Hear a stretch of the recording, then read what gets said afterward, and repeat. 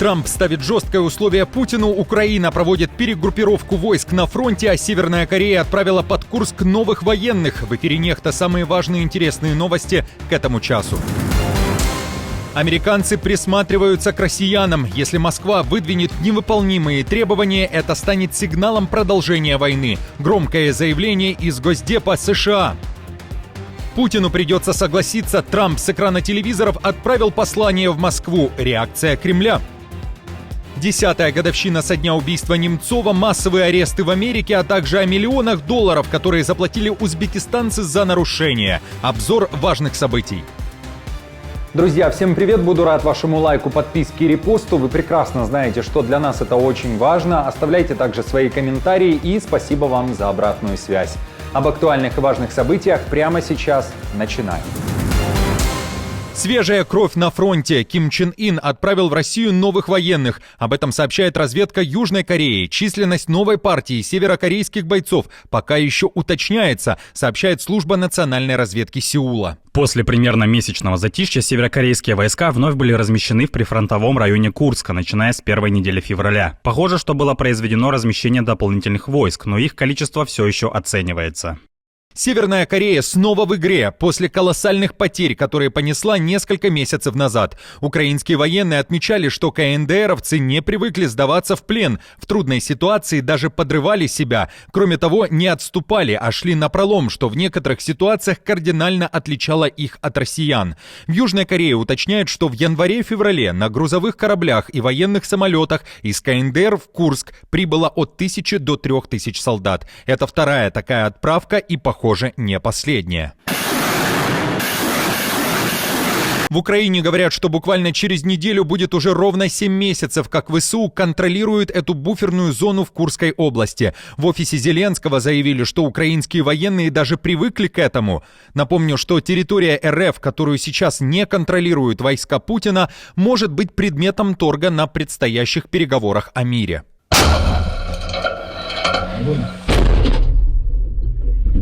Главком ВСУ признает непростую ситуацию на другом направлении. По словам Александра Сырского, российские оккупанты активизировались под Донецком. Это уже Украина. Наступление происходит на Новопавловском направлении. Противник на этом направлении интенсивно проводит наступательные действия, пытаясь прорвать оборону наших войск и захватить 3 населенных пункта. Однако с нашей стороны предприняты ряды мер для улучшения взаимодействия военных частей и подразделений. Проведена перегруппировка войск, что замедлило продвижение врага на большинстве опасных участков.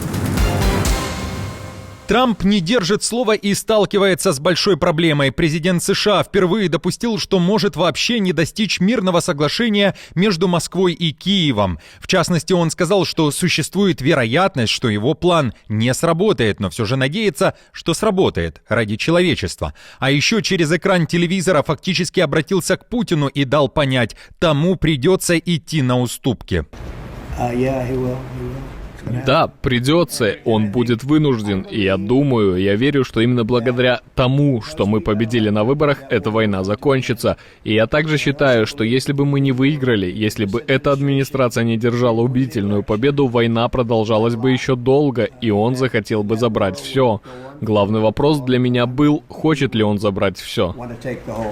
На какие именно уступки придется идти Кремлю, Трамп не стал объяснять. Вероятно, что речь идет и о возвращении оккупированных территорий Украине. В частности, президент США говорил, что его команда постарается сделать все, чтобы Киев получил как можно больше в вопросе украинских земель. В Кремле уже даже прокомментировали это заявление республиканца. По сути, те территории, которые стали субъектами Российской Федерации, которые записаны в Конституции нашей страны, являются неотъемлемой частью нашей страны, России.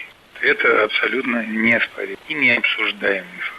Зеленский уже 28 февраля будет в США. Туда он отправляется для большой сделки. The Economist накануне этой поездки пишет, что будущее соглашение должно четко прописать механизмы контроля и гарантии безопасности, которые Зеленский пытается получить еще с сентября месяца. Однако пока в документе говорится лишь о защите взаимных инвестиций. Но его преамбула намекает на нечто большее – возможное расширение договоренностей и поддержку в вопросе гарантий безопасности. Источники, знакомые с переговорами сообщают, Зеленский не намерен подписывать полное соглашение, если в нем не будет четких гарантий.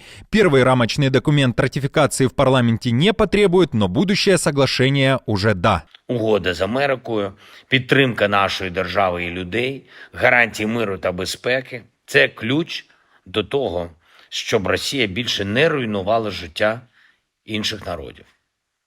Зустрінусь з президентом Трампом. Для мене і всіх нас у світі важливо, щоб допомога Америки не була зупинена. Сила потрібна на шляху до миру.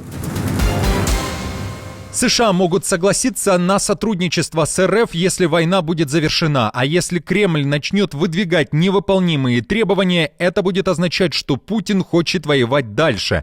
Такое заявление сделал госсекретарь США Марко Рубио. Он считает, что единственный человек, который может принудить Путина завершить войну, это Трамп. В Госдепе заявили, что во время первой встречи с россиянами, которая прошла в Эр-Рияде, не было переговоров об Украине. Рубио уверяют, что делегации, далее цитата, не сидели за картой и не рисовали линии. Конец цитаты.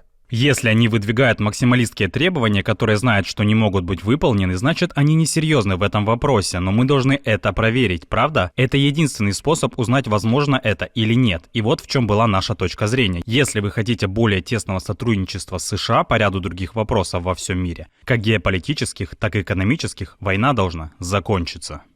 В Стамбуле 27 февраля состоялся новый раунд переговоров между РФ и США. На этот раз, как заявляли и в Вашингтоне, и в Москве, на повестке дня беседы о двусторонних отношениях, в том числе о налаживании работы посольств. Переговоры проходили в резиденции генконсула США в Стамбуле. Встреча была в закрытом формате. Как считаете, о чем говорят за закрытыми дверями на самом деле? Пишите свои версии в комментариях. Наша команда существует благодаря вам. Поддержите ее, чтобы мы могли продолжать нашу работу.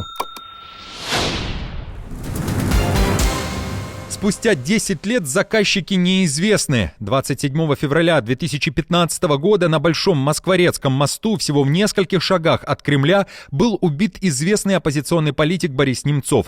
На месте гибели Немцова стоит мемориал, который власти раз за разом пытаются стереть.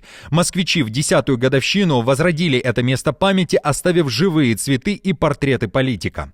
Убийство Бориса Немцова остается одной из самых обсуждаемых тем. Судебный процесс по этому делу завершился еще в 2017 году. К длительным срокам заключения были приговорены 5 уроженцев Чечни, включая офицеров силовых структур. Ни один из осужденных не признал свою вину. Заказчики убийства до сих пор не установлены, а многие соратники и близкие Немцова продолжают критиковать ход расследования и убеждены, что к этому убийству причастны Кадыров и Путин. В 2014 году, сразу же после оккупации Крыма и за год до убийства, Немцов буквально предсказал, что ждет Россию в будущем, намекнув, что Путин сделает все так, что в российские города поедет груз 200. Всю дорогу меня спрашивают, а зачем ты пришел на этот марш? Марш мира и свободы. Зачем? Я говорю, потому что я патриот страны, потому что я против войны. Я не хочу, чтобы сюда приходили к нам в Москву, в Ярославль, в Нижний Новгород груз 200.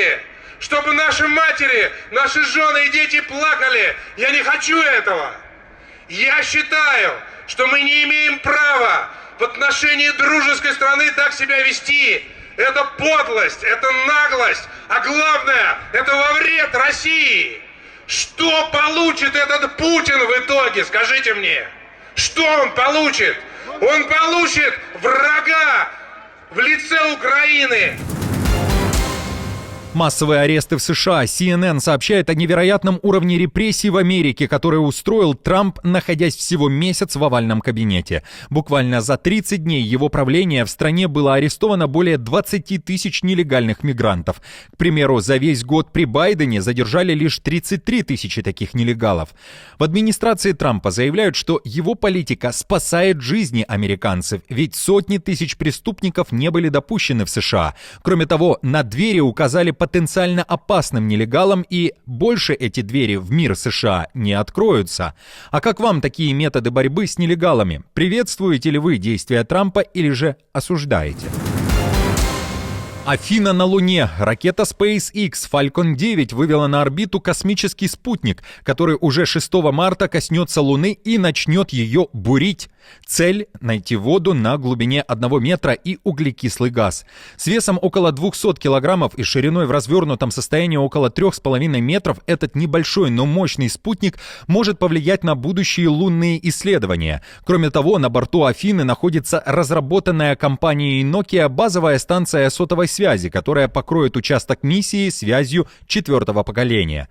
Предполагается, что аппарат создаст карту воды в разных агрегатных состояниях и поможет выбрать места посадки для будущих лунных миссий. Помимо этого, с 2 лунными спутниками ракета Falcon вывела на орбиту частный прототип космического буксира Химера Geo-1 и Аппарат-1, который должен направиться к астероиду 2022 ОБ-5.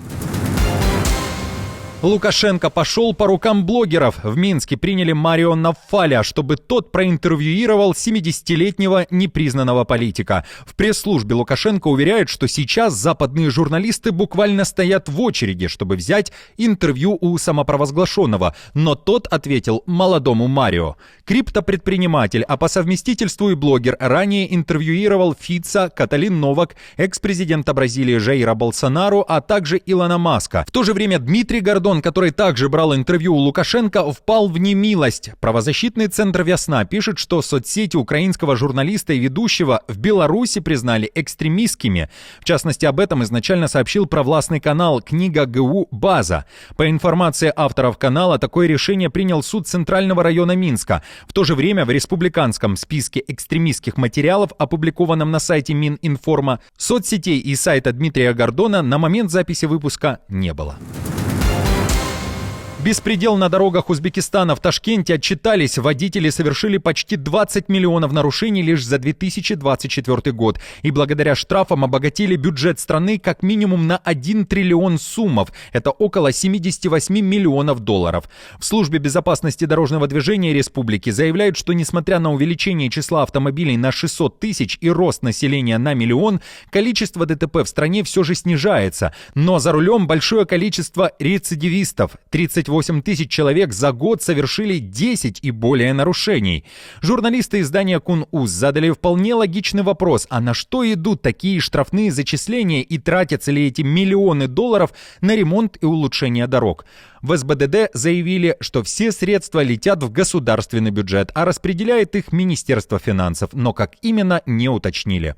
Согласно статистике правоохранителей Узбекистана, ежедневно в 2024 году на дорогах республики фиксировали практически 55 тысяч нарушений ПДД. Немало, согласитесь?